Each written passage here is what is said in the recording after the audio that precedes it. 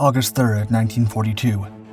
As the sun set over the South Pacific, the Mahan-class destroyer USS Tucker carefully navigated toward the island of Espiritu Santo. Having boldly initiated the brave American defense at Pearl Harbor, she was now charged with the highly important mission of escorting a cargo ship as she delivered crucial provisions to the Allied forces, eagerly preparing for their upcoming epic showdown with the Japanese Empire at Guadalcanal. Tucker and her crew steamed through the Segond Channel, their destination so close they could almost taste it. But out of the blue, a deafening blast shattered the tranquility of the tropical waters. Tucker sustained severe damage and was forced to signal for assistance from the nearby SS Nira Luckenbach. However, as the race began to save what remained afloat, the identity of the unseen enemy remained a mystery, prompting the crew to brace for a potential subsequent onslaught. Laid down in 1934, the Mahan-class of destroyers, to which USS Tucker belonged, was initially made up of 16 ships, an effort by the U.S. Navy to bolster its fleet during the precarious interwar period in which significant advances were being made in naval technology and engineering. Typical of her class, Tucker had a standard displacement of 1,500 long tons, rising to 1,725 long tons when fully loaded. Measuring 341 feet in length, with a beam of 35 feet 6 inches and a draft of 10 feet 7 inches, she was designed to accommodate a peacetime crew of 158, making her a similar size to other destroyers of the day. She was equipped with 4 state-of-the-art water tube boilers that could reach extremely high temperatures between 650 and 700 degrees Fahrenheit. This intense heat powered 2 high-pressure General Electric steam turbines, equipped with double reduction gears, a sophisticated arrangement with a potent 46,000 shaft horsepower output that allowed the turbines to push the ship to impressive speeds of up to 37 knots. With a fuel capacity of 523 long tons, she boasted an extensive trial range of 7,300 nautical miles at a steady pace of 12 knots. During wartime conditions, her operational range slightly adjusted to 6,940 nautical miles at 12 knots and 4,360 nautical miles at a brisker 20 knots. What's more, she used emergency diesel generators rather than the storage batteries used in earlier destroyers. This provided her with a more dependable and effective emergency power system, enhancing her operational resilience and combat survivability by ensuring that critical functions such as communications, navigation, and essential weaponry could remain operational even if the main power systems were damaged or failed.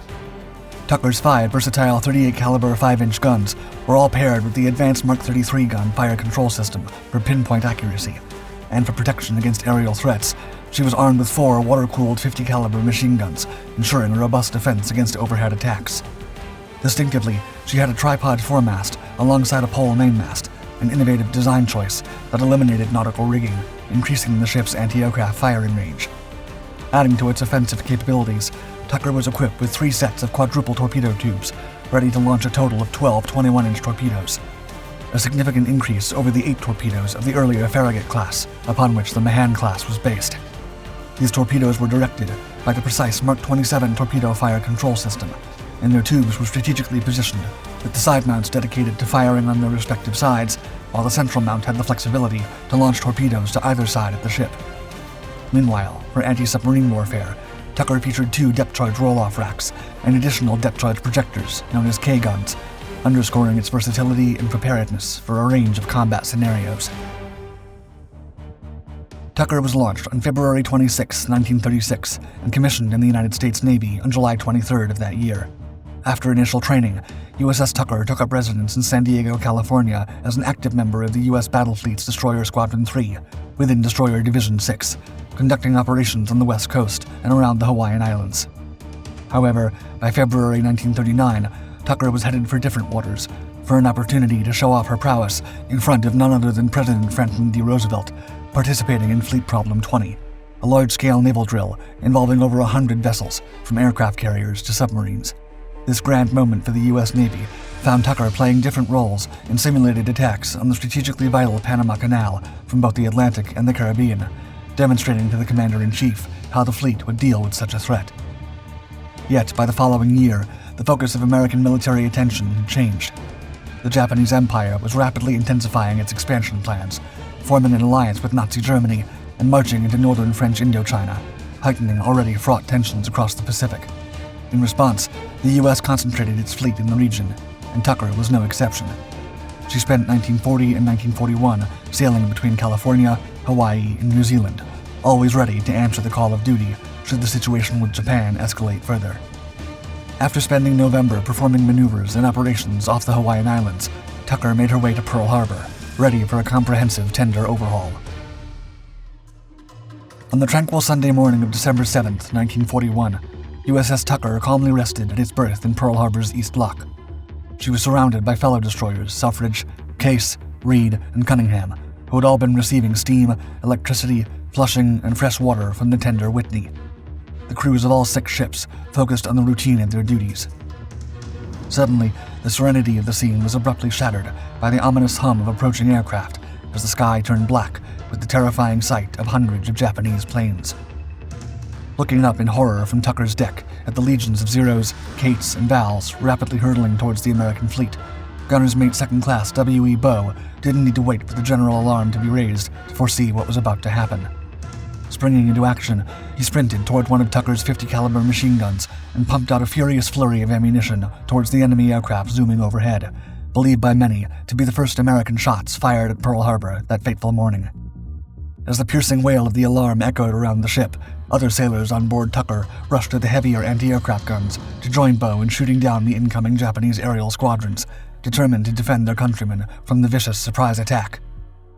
A deadly cascade of shells went thundering skyward, and within moments they found their mark as an enemy plane erupted in a ball of fire before plunging over a mountaintop to meet its destiny. Meanwhile, Bow remained glued to his machine gun, relentlessly spitting out an endless rain of bullets until he sent his target spiraling into the verdant hillsides and exploding in a wild inferno.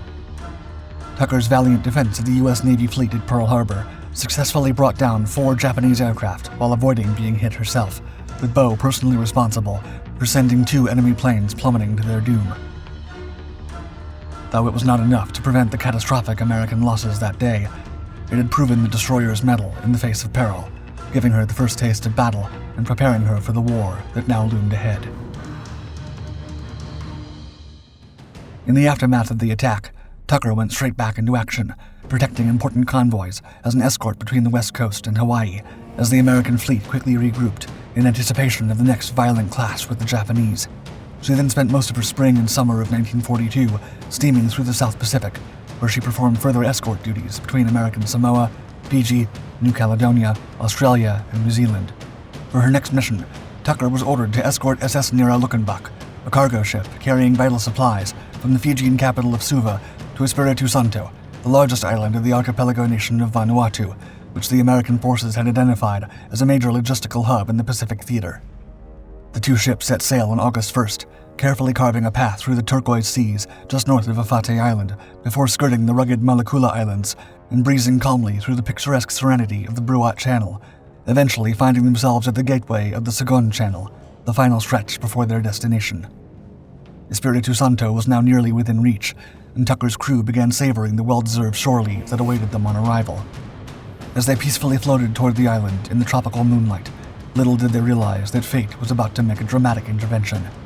Heading into the harbor through the western entrance at 9:45 p.m., the unsuspecting Tucker struck a powerful mine lurking beneath the waves. The devastating explosion that followed almost ripped her hull in 2 with the number 1 stack.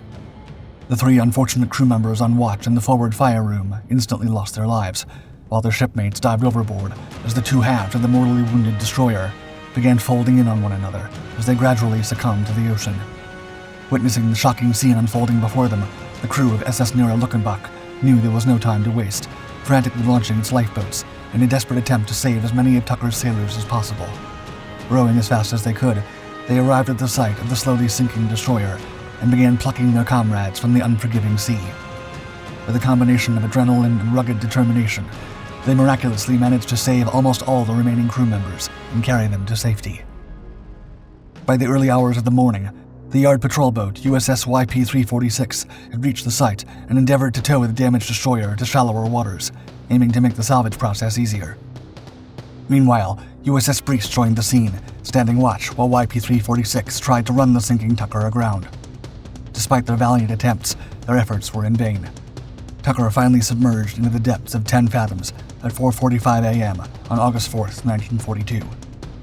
In a cruel irony, it was not a Japanese explosive that had so abruptly ended the promising career of USS Tucker. Unbeknownst to her, Tucker had navigated into an American minefield that had been deployed by Breese, along with fellow destroyers Gamble and Tracy just one day before, on August 2nd. Regrettably, the critical information about the minefield's presence had not been communicated to either Tucker or Nira Luckenbach in time, leaving their commanding officers and crews painfully unaware of the peril they'd inadvertently sailed into. The fact that the tragedy could have been so easily avoided made Tucker's loss all the more painful, especially as the Pacific Fleet had been trying to gather every available vessel for the upcoming Battle of Guadalcanal. Though it was expected that Tucker's tragic sinking would serve as a stark reminder of the importance of communication, sadly, history would repeat itself less than 3 months later when luxury ocean liner turned troopship USS President Coolidge sailed into a different section of the same minefield, suffering the same lamentable fate as Tucker, and joining her on the ocean floor just over a mile away. Attempting to make the best of the situation, 3 days after the Tucker incident, the tugboat USS Navajo arrived with divers who managed to salvage the ship's guns, turbines, anchors, and chains for use on other vessels. The Navy then repurposed the wreck site as a training ground for divers for the duration of the war, teaching them to navigate in complex underwater environments. When the war finally came to an end, USS Tucker was awarded 1 battle star for her outstanding service before her tragic sinking, a well-earned recognition of her sterling contribution to the war effort, especially her heroics at Pearl Harbor. However, the glory bestowed upon her above the waves was not reflected in her treatment below them. Sitting just 60 feet beneath the surface, she made for easy pickings for private salvers who unscrupulously ransacked the destroyer's remains for anything of value, carelessly damaging and scattering what was left of the once proud ship in the process. This problem was further aggravated by the swarms of often irresponsible sport divers who flocked to the wreck in subsequent years, the consequences leaving Tucker barely recognizable.